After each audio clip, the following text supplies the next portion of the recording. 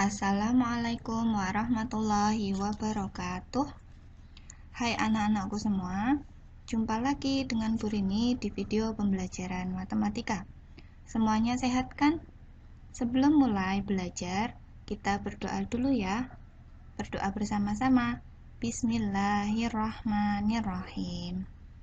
Oke anak-anakku, pada video kali ini kita akan belajar tentang materi statistika. Penasaran kan apa itu statistika? Nah, sebenarnya statistika ini adalah materi yang sangat mudah loh anak-anak. Tentunya kalian siap untuk menyimak ya.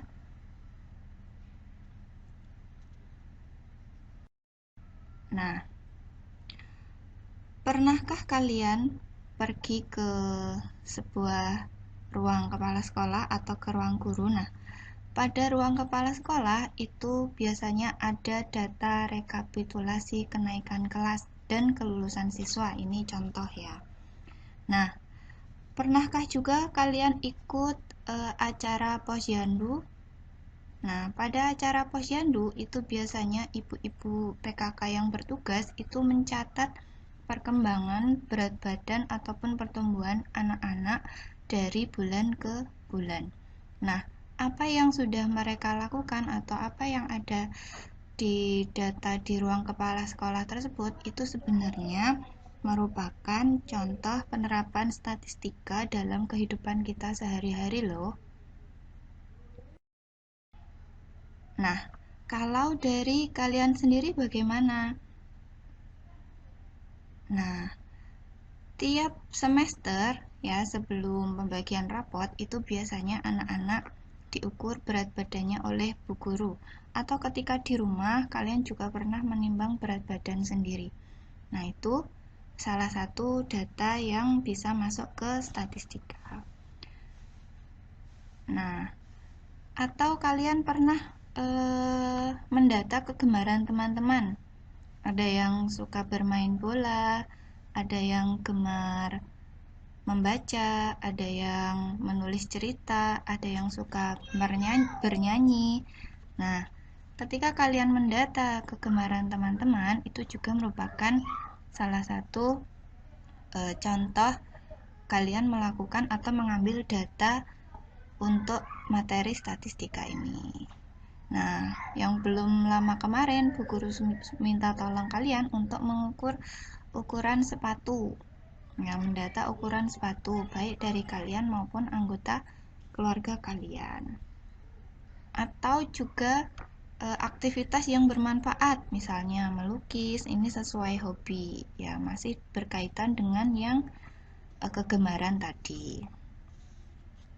Nah, statistika itu adalah kumpulan data yang disusun dalam bentuk tabel atau daftar dan diagram yang menggambarkan atau berkaitan dengan suatu masalah. Nah, ini beberapa masalah yang merupakan contoh dari data yang bisa diambil untuk materi statistika. Nah, sekarang bagaimana cara mengumpulkan datanya?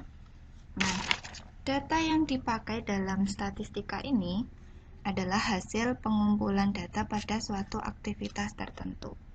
Jadi kita ambil dulu datanya dari mana, kemudian kita kumpulkan dan kita analisa. Cara pengumpulan datanya ada dua cara, yaitu secara langsung. Nah, secara langsung ini adalah misalnya kalian akan mengumpulkan data ekstrakurikuler dari teman-teman kalian.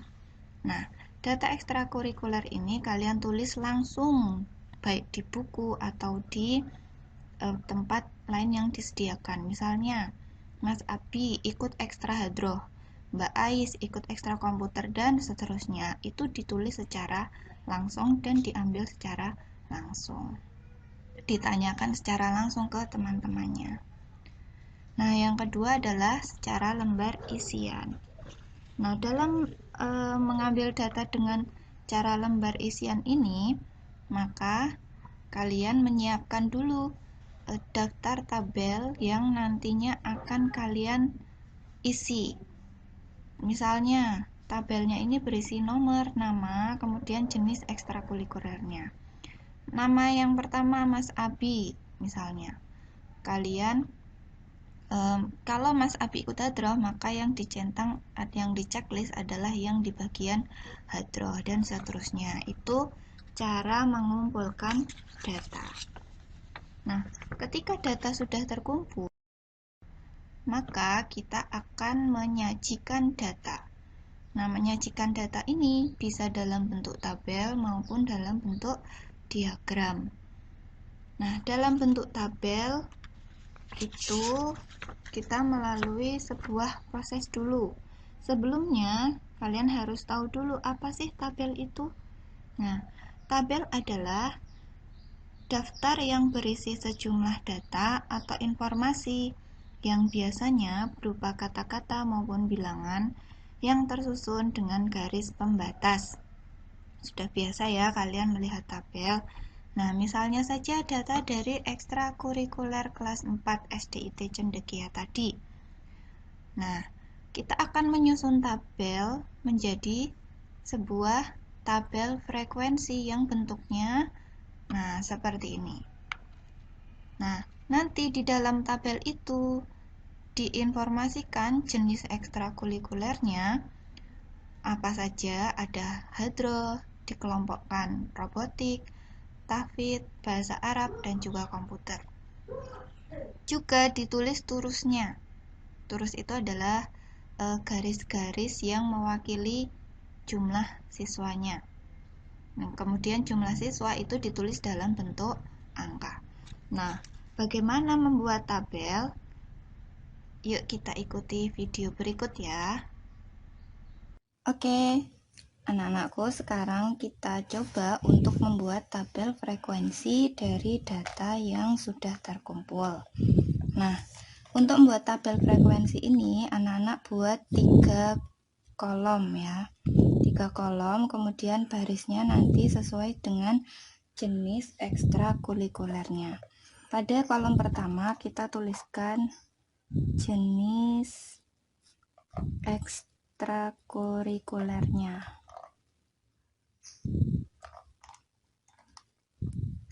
Pada kolom kedua, kita nanti akan lihat atau kita tuliskan turusnya. Pada kolom ketiga, jumlah siswa. Nah, jenis ekstrakurikuler yang sudah ada itu ada yang pertama dari hadroh dulu ya. Hadroh kita lihat ada berapa. Nah, kita buat sekalian turusnya. Untuk hadroh ada 1, terus 2, 3, 4, 5. Nah, untuk 5 itu di garis diagonal. Setiap 5 itu dibuat garis diagonalnya. Lanjut 6, 7, kemudian 8. Jadi siswa yang ikut hadroh itu ada 8. Kemudian yang kedua ada ekstra komputer.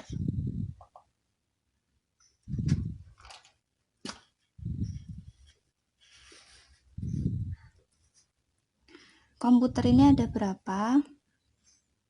1, 2, 3,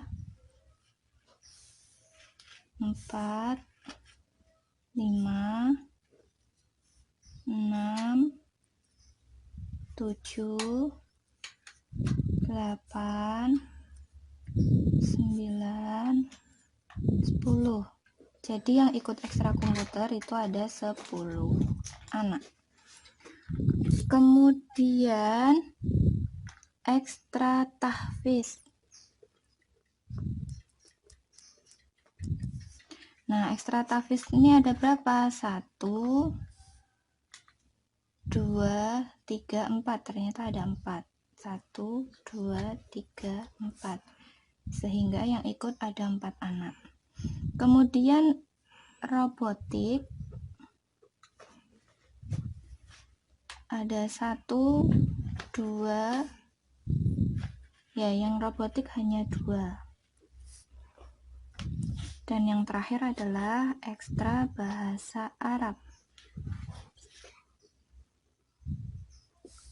Itu ada 1, 2, 3, ada 3. Sehingga jumlah semua siswanya itu ada 27.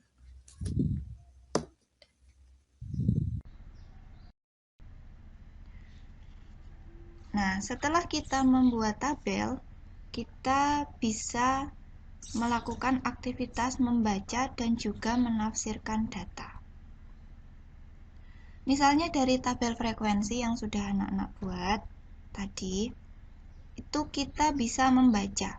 Nah, apa bedanya membaca dan menafsirkan? Kalau membaca itu hanya menyebutkan informasi saja yang ada pada tabel tersebut. Misalnya, oh kalau ekstra hadroh itu ternyata diikuti oleh 8 siswa kelas 4. Kalau robotik itu diikuti oleh 2 siswa kelas 4. Tahfidz diikuti oleh 4 siswa. Bahasa Arab 3 siswa dan komputer 10 siswa. Nah, itu adalah membaca. Nah, kalau menafsirkan bagaimana? Menafsirkan data itu adalah menemukan informasi lain mengenai data tersebut yang tidak tertulis pada tabel. Nah, kalian bisa menafsirkan dari jumlah siswa yang mengikuti beberapa ekstrakurikuler tersebut, maka yang paling banyak ekstrakurikuler yang paling banyak diikuti oleh siswa kelas 4 itu adalah ekstra komputer. Nah, kenapa? Karena dia jumlahnya paling banyak, yaitu 10. Dan juga kita bisa menafsirkan bahwa ekstrakurikuler yang paling sedikit diikuti oleh siswa kelas 4 itu adalah robotik, karena hanya 2 siswa saja.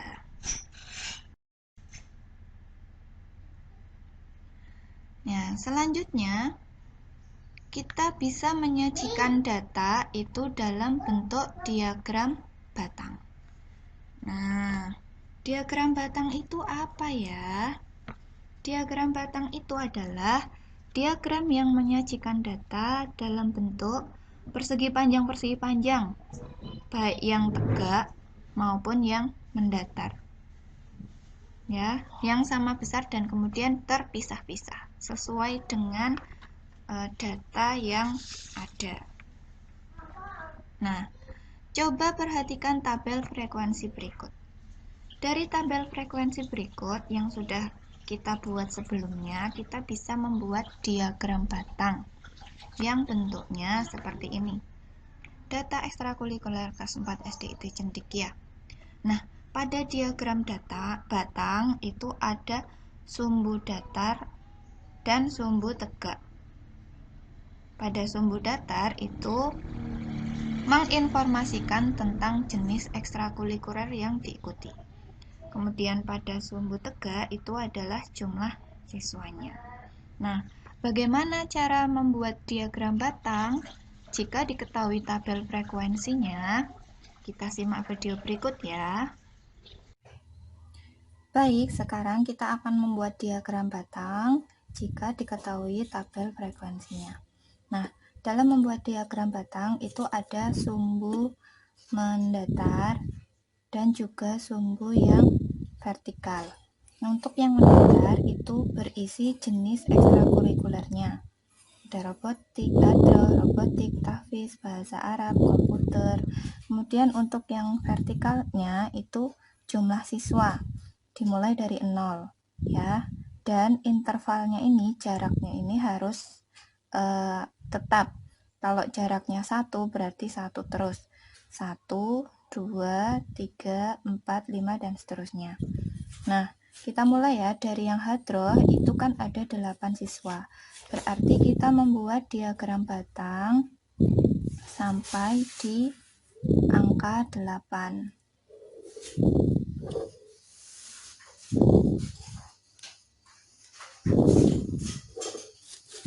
Nah, seperti ini.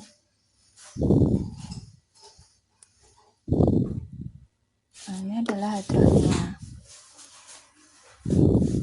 Kemudian yang robotik itu ada 2.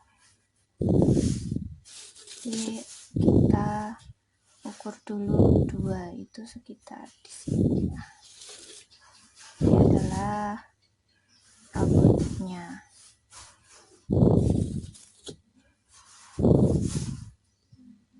Nah, untuk tahfiz itu 4.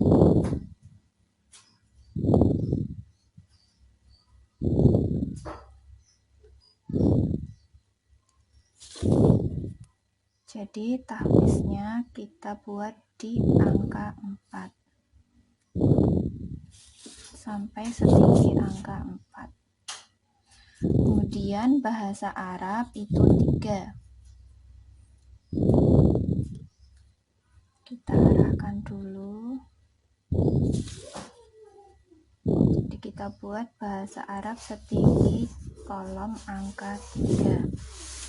Kemudian yang terakhir itu komputer ada 10.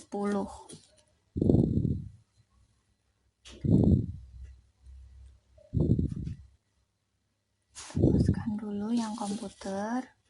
Kemudian kita ukur tinggi batang ke atas sampai angka 10. Nah, selesai.